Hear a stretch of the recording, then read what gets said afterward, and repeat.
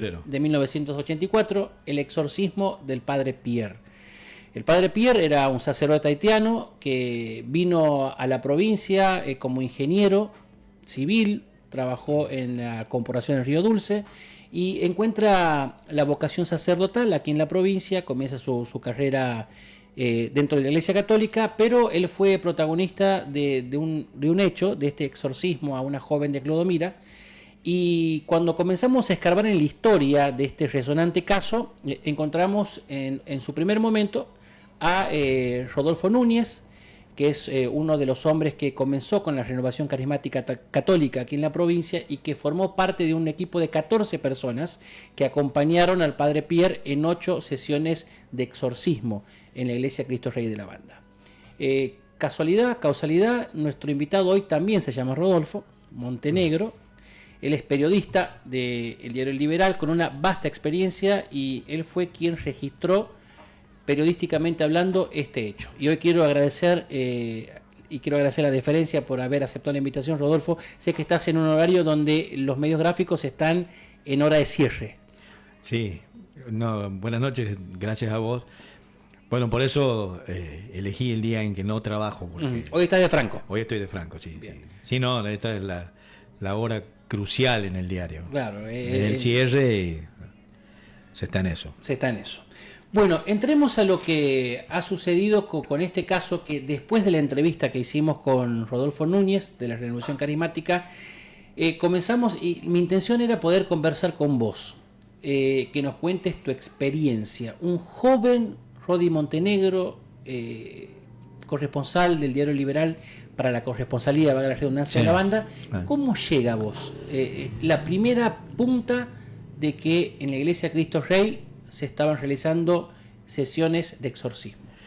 En ese momento nosotros, el diario tenía la corresponsalía en la calle España, frente de la iglesia. Y siempre venía gente de la iglesia o el secretario o de alguna de las comunidades de ahí a dejarme información.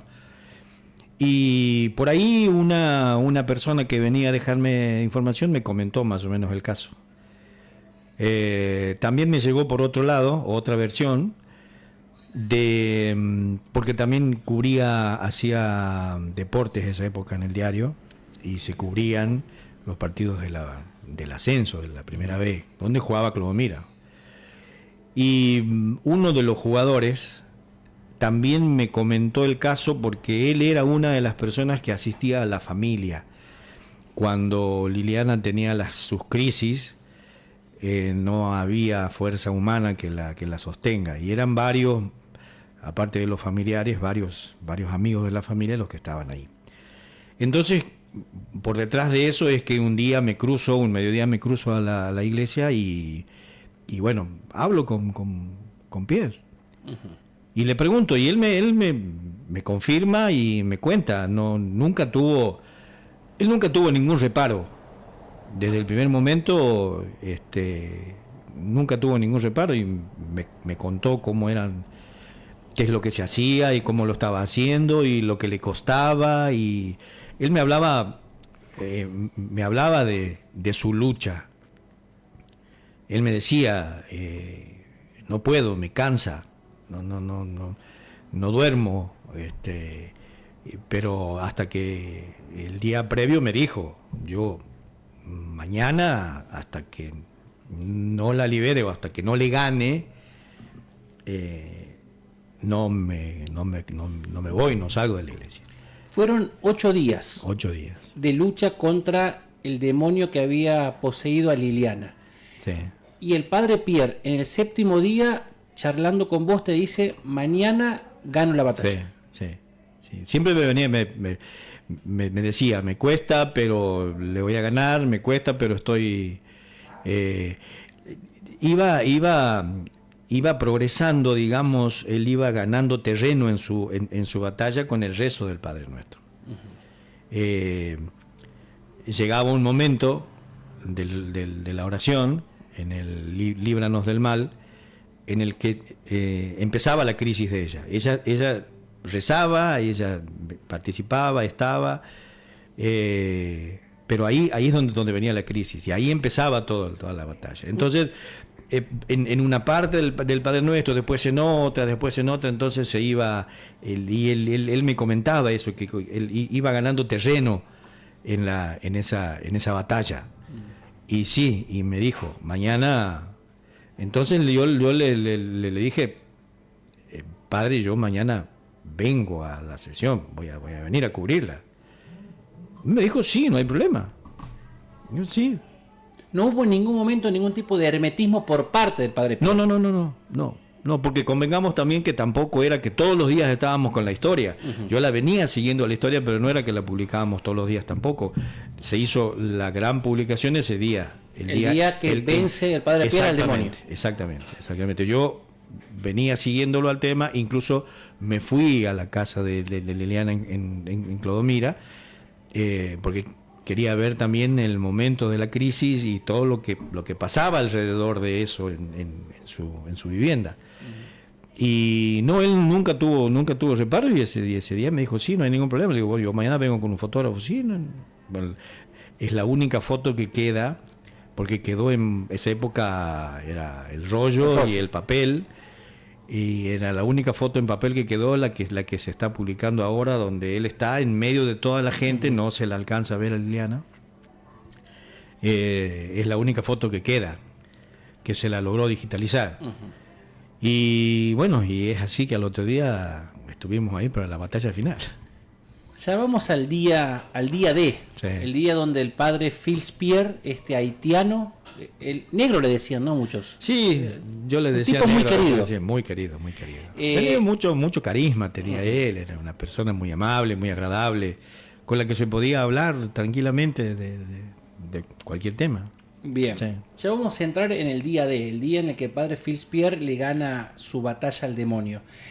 Vos me decís que fuiste a Clodomira. Vamos a contarle a la gente que Clodomira es una ciudad del departamento Banda, del interior de Santiago del Estero, a 25 kilómetros de la capital provincial. Vos fuiste a la casa de Liliana. Sí. Fui porque estaba muy metido en el tema, me interesaba mucho. Vos sos periodista, sabes que primeramente somos curiosos. Y bueno, y esa curiosidad me llevaba a querer ver lo que decían, porque la gente que venía con ella también hablaba, también conversábamos, los muchachos que te digo que eran jugadores de fútbol también. Entonces nos contaban que bueno, a determinada hora pasaban cosas en la casa, que caían ladrillos, que huevos que se pegaban en el techo, y empezaba la crisis de ella, y ellos estaban ahí precisamente para eso, para contenerla, para ver. Y sí, me decían que terminaban doloridos totalmente por la fuerza que ella tenía. No pasaron esas cosas. Sí tuvo una crisis cuando yo tuvo una crisis, yo no la pude ver a ella porque estaba adentro en una pieza, y tuvo una crisis que estando vos en la casa. Estando yo ahí. Pero no la pudimos ver nosotros. Pero sí escuchar. Sí escuchar. ¿Qué escuchaste? Sí, escuchábamos. Era algo que muy raro, digamos, porque era una voz extraña que salía de un humano, que no era era un sonido gutural que decía cosas inentendibles, que después me dijo Pierre a mí en que el diablo se manifestaba en distintos idiomas. Hablaba en arameo o en dialectos de quién sabe dónde, pero que siempre había un mensaje que para él era es mi hija y se queda conmigo, cosa por el estilo. Claro. Una idea así. A mí me contó Rodolfo Núñez, que fue uno de los carismáticos que participó del exorcismo, que en un momento Liliana, que no tenía conocimientos del idioma francés, le hablaba en francés, que era la lengua de origen del padre Fils Pierre. Según lo que me dijo a mí también, después del exorcismo, después que ganó, es que yo le pregunté qué le decía, y él me dice que la ofendía a su madre en un dialecto haitiano. que se habla solamente, pero que se habla solamente en la aldea donde él vivía. O sea, el quichua de Atamisqui, por decirte. ¿Entiendes? En ese dialecto. O sea, era algo puntual. Era algo puntual. Que una mujer joven de Sí. Clodomira, en el interior de Santiago del Estero, en la República Argentina, nunca hubiese podido saber el dialecto No. de la villa o el pueblo de Claro. Haití. De ninguna manera. O sea, como te digo, arameo, tampoco. Bueno, Rodi dijo que francés, que hablaba Francés, francés hasta también. inglés también, Sí, creo. sí. O sea, utilizaba distinto. Pero era siempre en un tono así como te digo, gutural, no era como yo hablando francés, o como vos hablando francés, o como ella hablando francés, no. Era con un sonido distinto, ¿Y qué sentiste en ese momento de escuchar esa voz tenebrosa que se generaba en el cuerpo de Liliana en esa habitación contigua al espacio físico donde vos estabas ahí en Clodomira? Bueno, ahí en Clodomira tuve un poco más de temor que en la iglesia. En la iglesia. Y te cuento por qué. Que un temor que lo tuvimos todos, el chofer y el fotógrafo. Nos contaban ahí, estando en el patio de la casa, que los vehículos que pasaban por frente de la casa, por la ruta por la que se entra a Clodomira, que quedaba al otro lado de la vía, pero casi al frente de la casa de ella, los vehículos se quedaban parados. Creo que ese barrio se llama Mendilarzu, si Creo que sí. no me equivoco. Sí, creo que sí. Bueno, sí, tampoco lo tengo muy en claro, ya está. Pero, y era que los vehículos se quedaban ahí. Se paraban. Se paraban. Como si estuviesen en el Triángulo de las Bermudas. Exactamente, el vehículo se paraba. Y no había forma de que arranquen. El auto venía bien, tenía combustible, la batería funcionaba todo. Pero bueno, se paraban y a los 5 o 10 minutos le daban arranque de la nada y arrancaba y bueno, nosotros teníamos que volver a Santiago. Así que nos entró un poco el miedo ahí. Pero no, o sea, como te decía recién, uno como periodista es curioso y te emociona estar en eso. No pasa todo claro, o sea, es una rara emoción o un sentimiento medio extraño que bueno, uno lo entiende porque dice, la pucha, estoy viviendo esto. Que quizás no vas a volver a ver en tu vida. Y sí, nunca más lo lo he vivido. volviste. No, y no sé si capaz que si me toca otra vez y capaz que tenga miedo o capaz que piense de otra manera. Esa época, a ver, yo hacía 2 años que estaba trabajando. ¿Cuántos que había años empezado a tenías? trabajar. 24. 24 años. 24 años, hacía 2 que ejercías el periodismo. claro, que había entrado a trabajar y sí, la verdad que fue una cuestión fantástica para mí, fue muy bueno. Yo creo que a uno, vos decías, ¿no? Recién esto de que esa llamita, la intuición que tiene el periodista, esa llama de curiosidad que uno lo mueve, vos siendo tan joven también creo que fue el cóctel que a vos no te impidió decir quiero cubrir esto. Claro, sí, sin ningún tipo de miedo. Sí. Además, eran otras épocas en las que se hacía el periodismo y he sido yo el que ha ido, el que he propuesto el tema, o sea, A tus jefes. no teníamos como hoy una reunión de edición en la que cada periodista tiramos temas o el jefe te tira un tema.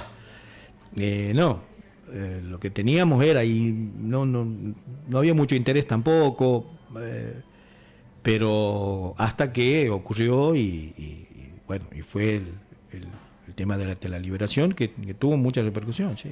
Voy a eso. Viste que ahora un hecho noticiable que sucede en Santiago del Estero inmediatamente repercute en portales locales y de ahí claro. en más a la estratosfera. Claro, no, si hubiese ocurrido en este momento, tenemos los chicos lo están mirando en los celulares. En los celulares y tenemos... Y yo habré hecho notas con la BBC y con... qué sé yo. Sí, Claro. sí, sin duda. En ese momento, ¿tuviste la oportunidad de plasmar y de reflejar lo que estaba sucediendo para medios nacionales? Sí, sí, de una...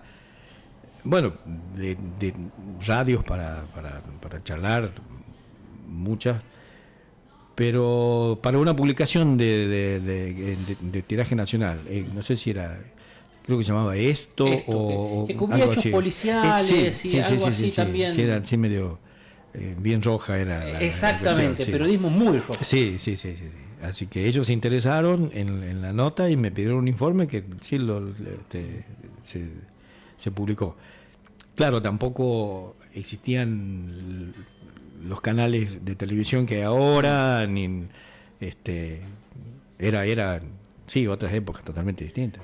Vamos al día D, el día en que el padre Fils Pierre vence al demonio en esta batalla de 8 días, y fue el día en que vos estuviste presente. Sí. Sí, bueno, nos fuimos muy temprano porque ellos empezaban a las 7 de la mañana con las oraciones y todo lo demás. El grupo de los carismáticos ya estaba ahí, estaban rezando, y estaba el grupo que venía con ella también. Y yo llegué con el fotógrafo y con mi antiguo grabador, un mamotreto era, como para escuchar todo lo que fuera ocurriendo. Lo estaba grabando en un cassette. Y bueno, cuando entró el padre, empezó a hablar un poco con ella, después empezó la ceremonia y empezó todo iba, digamos, bien. El grupo cantaba, rezaba, ella por ahí lo seguía, y bueno, todo llegó en el momento en que empieza el padre con el rezo del Padre Nuestro y a rociarla con agua bendita. Uh-huh. Entonces, en el momento en que llega la parte de líbranos del mal, en el Padre Nuestro, es donde ella comienza con la crisis. Y es ahí donde él empieza a pedirle más fuerte que diga, y a rociarla con el agua bendita, y ahí empieza la pelea, digamos. Entonces, Pierre también contestaba en idioma. Él también le contestaba, me dijo después, que en arameo él también le contestaba, en francés le contestaba, y que le contestó también en el dialecto en el que él le habló, ya al último. Y Liliana estaba con un chaleco de fuerza. Y bueno, aparte de los muchachos que la tenían. Y bueno, y en una de esas que ella empieza a retorcerse así, bueno, cae al piso y queda ahí. Y ahí es donde se arrodilla a Pierre y empieza a rezar más fuerte, y se entabla esa batalla que uno la escuchaba con una...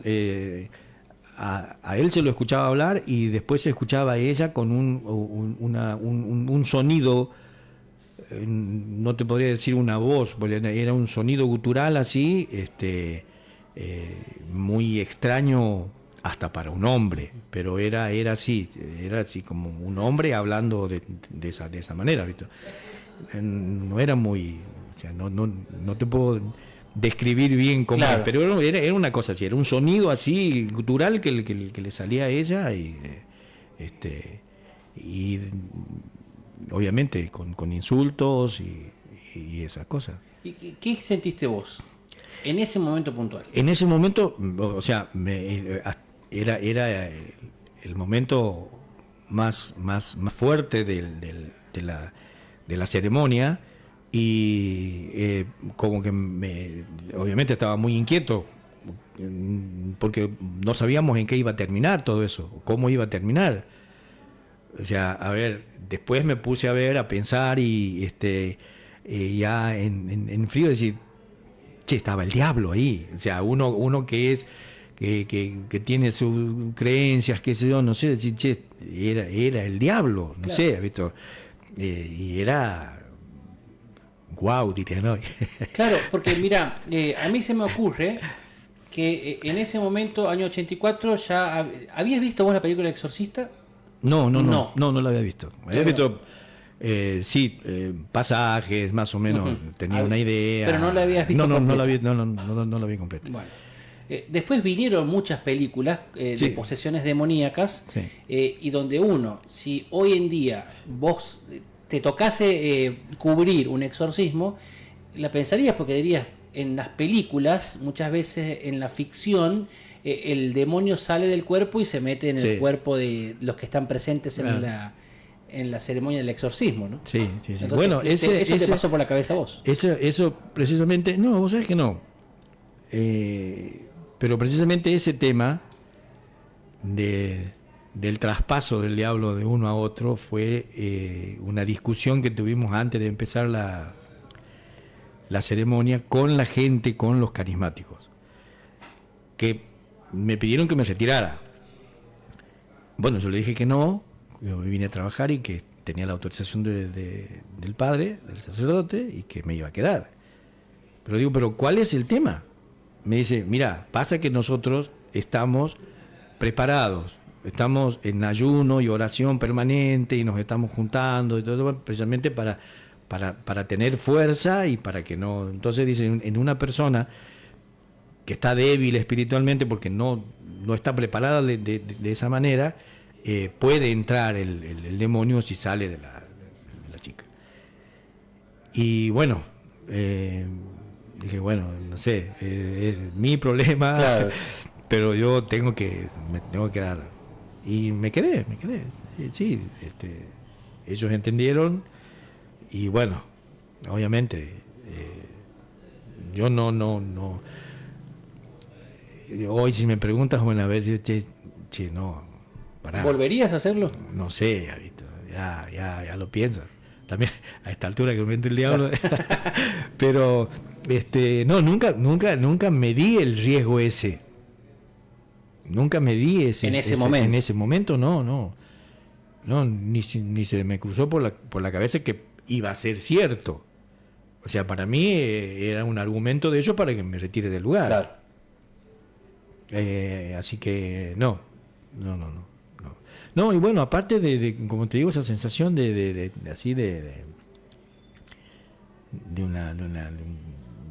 una emoción, no me sale otro, pero de estar ahí, porque estás ante una cosa desconocida, sobrenatural, ha sido realmente muy movilizante, digamos, para mí. Rodi, pasó el tiempo, ya cuando pasaron muchos años, te pregunto, el año pasado, el anterior pasado, ¿viene a tu memoria, vienen los recuerdos de ese momento? ¿Asiduamente o cada tiempo, cada tanto? No asiduamente, pero sí, nosotros, como que en los últimos años ha vuelto el tema. ¿Por qué? Yo he escrito... hace un par de años porque se hicieron, no sé si fue los 20 años o los 30 años que de este episodio, que claro, como yo había estado ahí, me pide el secretario de redacción, me dice, vamos a hacer un informe, pero a ver, ¿qué es hoy de la vida de Liliana? Que obviamente es lo que por el lado en el que se podía ir para hacer empezar el reporte, ¿me entiendes? Y bueno, traté de ubicarla a través de otras personas, de amigas que me prometieron el teléfono, hasta que, bueno, me dijeron que ella no quería dar ninguna nota, que no quería hablar, que había rehecho su vida, y que no tenía ningún interés y no quería recordar el episodio, no quería hablar de eso, como que sea lo ha borrado y no. Y después el año pasado, también buscando temas para hacer reportes así, salió que me dice el jefe, hacerlo en primera persona, vamos a hacer un informe en el que habla vos. Rodi Montenegro cuenta su experiencia. Claro, por lo general uno para hacer un reporte recoge datos, distintas fuentes, y lo arma. Esta vez hacerlo. Y vos sabés qué me pasó, que claro, yo cuento ahí que yo había estado grabando la ceremonia esa, la sesión esa, y al otro día se contacta conmigo un muchacho que me dice, mira, yo soy hermano de Liliana. y yo quería ver si vos tenías la grabación, porque yo, dice, era muy chico esa época, no sé si tenía 4 o 5 años. Y yo me acuerdo de todas las cosas que vos cuentas ahí que pasaban en mi casa, sí pasaban en mi casa. Me dice, incluso venía el padre Pierre, yo me acuerdo que vino, quemó unos colchones y una ropa y cosas por el estilo, cosas que... Y que él quería eso porque porque como era chico, no lo trajeron a la ceremonia. Claro. Pero tenías recuerdos de lo que pasaba en la casa. Tenía recuerdo de lo que pasaba en la casa, obviamente él se quedaba en su casa ya y sabía que venían y obviamente no tomaba dimensión quizá por su edad de a qué venía su hermana, a qué venían sus padres y sus hermanos y todo por acá. Pero obviamente relacionaba con las cosas que pasaban en su casa. Claro. Y eso me pasó la última vez. Pero y a raíz de estos reportes es que bueno, me voy con mis amigos en la mesa del café y che, ¿cómo claro. era? Y por ahí me voy acordando de cosas que no las he puesto quizá en el informe, pero esas cosas están sucediendo ahora. No es que me acuerde siempre. Claro. Pero sí, por ahí cuando me pongo a hablar termino pensando, che, qué loco, ¿no? Porque por lo que me decían que el riesgo que corría. ¿Nunca tuviste experiencias paranormales o sobrenaturales? No, nunca. Jamás. No, nunca. ¿Sos un tipo creyente? Nunca. Sí. He estado muy, muy ligado a la iglesia, en mi pueblo donde me crié, en Suncho Corral, estaba con grupos juveniles y ese tipo de cosas. Después me fui alejando por esas cuestiones que uno tiene a veces de querer razonar o buscarle un sentido lógico, digamos, a por algo, fuera de lo que es claro, a algo que es fe, claro. Nada más. Pero bueno, son etapas en la vida, ¿viste? ¿Y tuviste oportunidad después, pasado el tiempo del exorcismo, tuviste oportunidad de charlar con el padre Pierre? Sí, charlamos muchas veces con él. Sí, ¿Sobre el tema en particular? Hablamos muy poco sobre el tema. Porque la iglesia siempre ha sido muy cauta en esto. Al día de hoy, exorcismo no es un tema que lo aborde la iglesia. Es como un tema tabú. Es un tema tabú para la iglesia. O sea, ellos hay que ver, es una cuestión científica, es una cuestión psicológica, es de los psiquiatras, no de los curas, que incluso con Monseñor Bocalín lo estuvimos charlando también al tema. Y hablábamos y él me supo contar que sí, que la veía, que sí la seguía, que la siguió viendo, que venía a la iglesia, venía a las misas, pero bueno, después ya yo ya no estaba más en la corresponsalía. Creo que él se fue a otra iglesia también. Monseñor Guirao creo que fue el obispo. Monseñor Guirao, claro. El obispo en ese momento del exorcismo. Sí, en ese momento. Que tampoco quiso hablar del tema, sí me interesaba abordarlo. Pero él tiene que haber autorizado el exorcismo.